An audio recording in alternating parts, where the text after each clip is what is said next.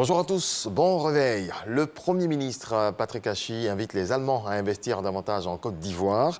C'était hier à Abidjan au cours d'une séance de travail avec une mission de prospection économique. Les secteurs visés, entre autres, l'aviation, la sécurité, la santé, l'environnement et le numérique. Sidonie Davila.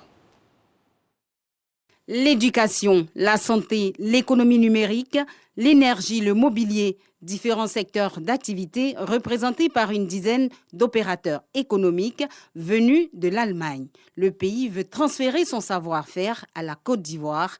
C'est ce qui justifie cette rencontre entre le Premier ministre Patrick Achi et la dizaine d'entrepreneurs conduite par Philippe Mangou, ambassadeur de la Côte d'Ivoire en Allemagne. La présence de cette délégation dans notre pays se situe dans le cadre d'une mission de prospection organisée par l'ambassade de Côte d'Ivoire en Allemagne en vue de permettre à nos hôtes de s'imprégner des opportunités d'affaires en Côte d'Ivoire. Mais au-delà, elle vise également à établir un contact direct avec certains membres du gouvernement, avec leurs collègues investisseurs ivoiriens. Intéressé par les belles opportunités offertes par l'Allemagne à la Côte d'Ivoire, le Premier ministre a rappelé la vision du président de la République, Alassane Ouattara, pour le développement du pays. Je voudrais d'abord remercier Excellence, Monsieur l'ambassadeur. Et je crois qu'il a bien répondu à l'appel de son Excellence, Monsieur le Président de la République, que nous avons traduit dans le programme du gouvernement, qui accorde donc une place de choix au secteur privé. Je crois qu'il y a une réelle prise de conscience que le secteur privé est devenu en Côte d'Ivoire une priorité nationale dans la vision 2030 de son Excellence, Monsieur le Président de la République. Parce que le secteur privé est celui qui crée le maximum de richesses et celui qui crée le maximum d'emplois. L'Allemagne et la Côte d'Ivoire, un partenariat gagnant-gagnant. Patrick Achi se réjouit de la qualité de l'expertise allemande.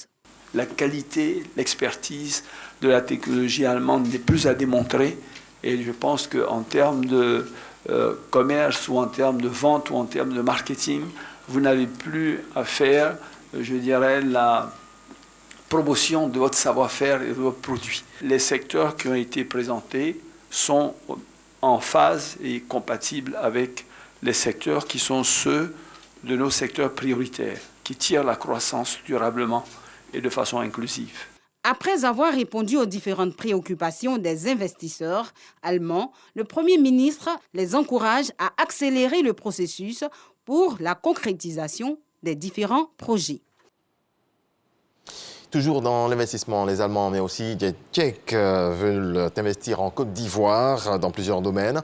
Ils ont échangé avec Kandia Camara, ministre d'État, ministre des Affaires étrangères et de l'intégration africaine. Ces hommes d'affaires, sous la houlette, sous la conduite de l'ambassadeur de la Côte d'Ivoire en Allemagne, Philippe Mangou, ont livré l'objectif de leur mission aux autorités ivoiriennes.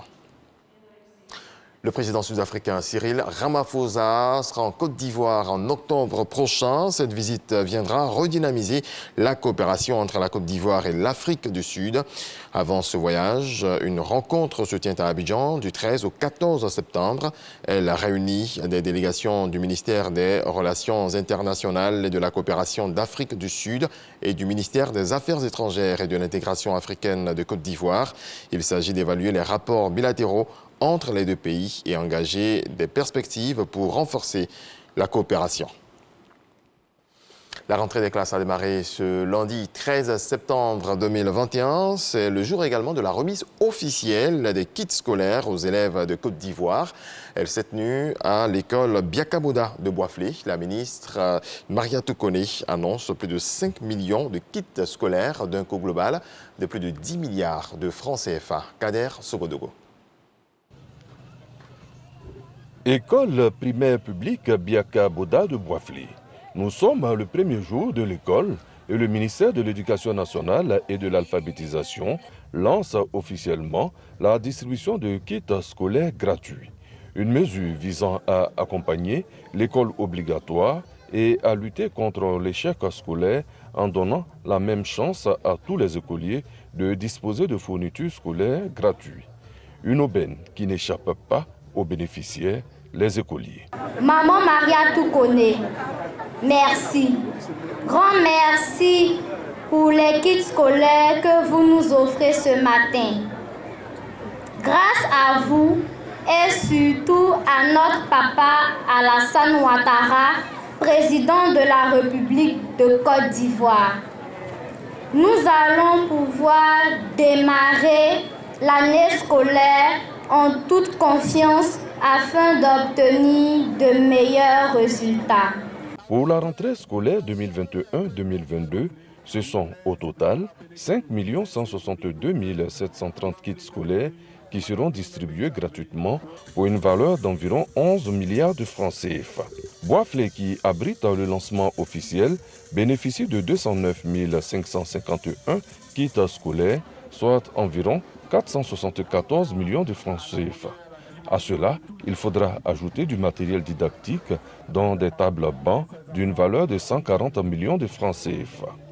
Les élus et les parents d'élèves étaient présents pour saluer les efforts du gouvernement en faveur de l'école dans leur localité. Symbole fort, les kits scolaires sont remis le premier jour de l'école. Le ministre de l'Éducation nationale et de l'alphabétisation, professeur Maria Toukoné, n'a pas manqué de délivrer de précieux conseils à ses écoliers. Cette activité met en synergie les acteurs et les partenaires de l'école dans une dynamique visant l'effectivité des cours dès le premier jour de la rentrée scolaire.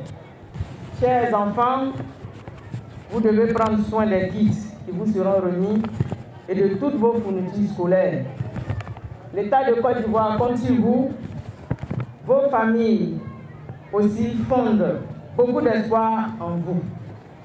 C'est pourquoi vous devez être sages, studieux, travailleurs et respectueux. Car il faut mériter la confiance de vos familles et celle de toute la nation ivoirienne. Pour accompagner le gouvernement ivoirien pour une école de qualité, les partenaires au développement seront là. L'UNICEF, en première ligne, offre pour la rentrée scolaire 1 077 394 kits scolaires, dont 750 840 pour les secondaires et 200 000 kits qui accompagnent les outils d'auto-apprentissage au primaire. Autre volet de l'actualité, l'ONG Les Amis de San Pedro joue sa partition dans la promotion du cacao ivoirien et la lutte contre le travail des enfants dans les plantations. Une rencontre d'information a été organisée à cet effet. Mama Traoré nous en parle. Des vacances studieuses pour ces élèves de la ville de Guitry. Le temps d'un atelier pédagogique, ils se forment sur les dangers liés au travail des enfants. Outre les manuels de cours, en rapport avec cette notion, un film pédagogique est projeté par les formateurs. Il évoque le processus de transformation des fèves de cacao en chocolat. On n'utilise pas les pays là, dites-moi. Le sécateur. C'est pour votre ami. J'ai retenu qu'un enfant doit aller à l'école et non pas aller au champ. Je voulais dire merci à la première dame d'être venue pour sensibiliser mes parents. Cet atelier pédagogique est une initiative de l'ONG Les Amis de San Pedro, partenaire du Comité national de surveillance des actions de lutte contre le travail des enfants, CNS.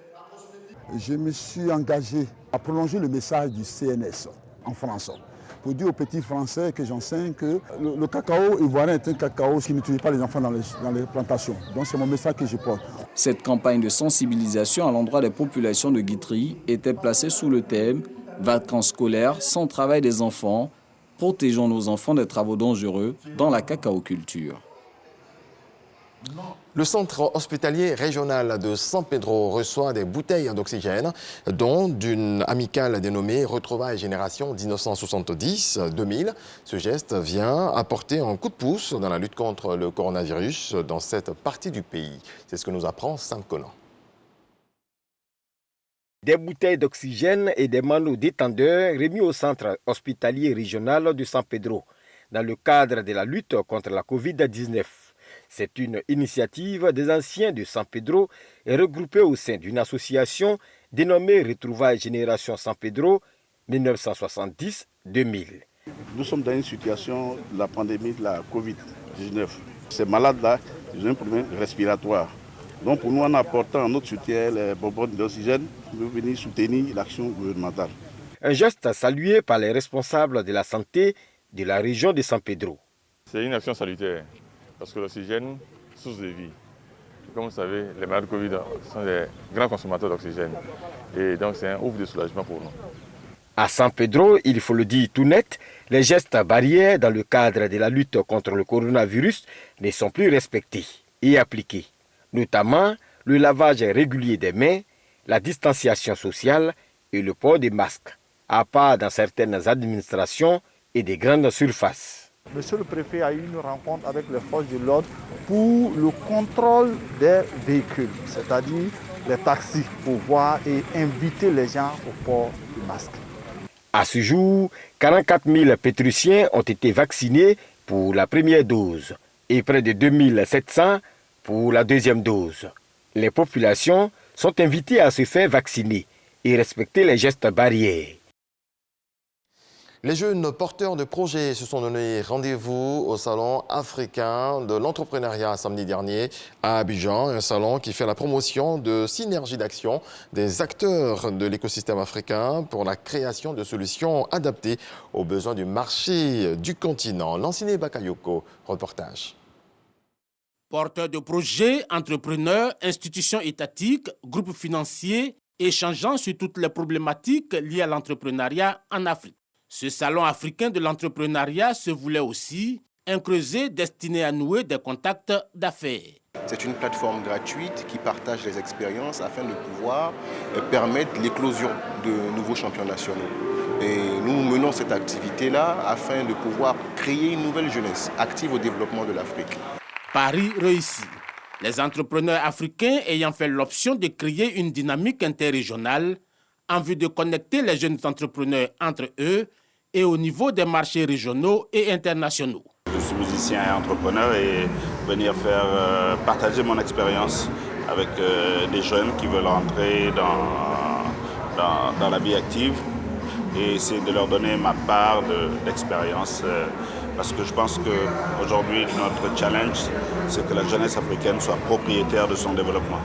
S'investir pleinement dans l'entrepreneuriat, levier de croissance économique et de réduction du chômage, beaucoup de jeunes, à l'instar de cette femme présente à ce salon africain, ont osé. Notre motivation sur le CIF, c'est la présentation de notre entreprise spécialisée dans l'immobilier de luxe, le tourisme et la conciergerie de luxe. Aujourd'hui, nous tenons en fait à mettre en avant l'investissement immobilier dans notre beau pays, la Côte d'Ivoire, notamment par notre projet Un citoyen, un terrain, qui favorise en fait l'acquisition de parcelles de terrain à tous les Ivoiriens. À ce salon africain, des expositions, du savoir-faire et des visites. Preuve que l'entrepreneuriat est un secteur en pleine expansion en Afrique. Dans le reste de l'actualité en Guinée, les concertations nationales doivent débuter ce mardi 14 septembre 2021. La semaine dernière, le Comité national du rassemblement et du développement CNRD a invité toutes les forces vives de la nation à des rencontres au Palais du Peuple. Objectif, plancher sur l'avenir du pays après le renversement du pouvoir d'Alpha Condé. Naftali Bennett a effectué une visite hier en Égypte. C'est la première fois qu'un chef du gouvernement israélien se rend dans ce pays depuis 2011. Il a rencontré le président Abdel Fattah al-Sisi à Sharm el-Sheikh. Les deux responsables ont évoqué notamment la relance du processus de paix entre les Palestiniens et l'État hébreu au point mort depuis 2014. Très belle journée à vous. C'est la fin de ce point de l'actualité. Paix dans vos foyers.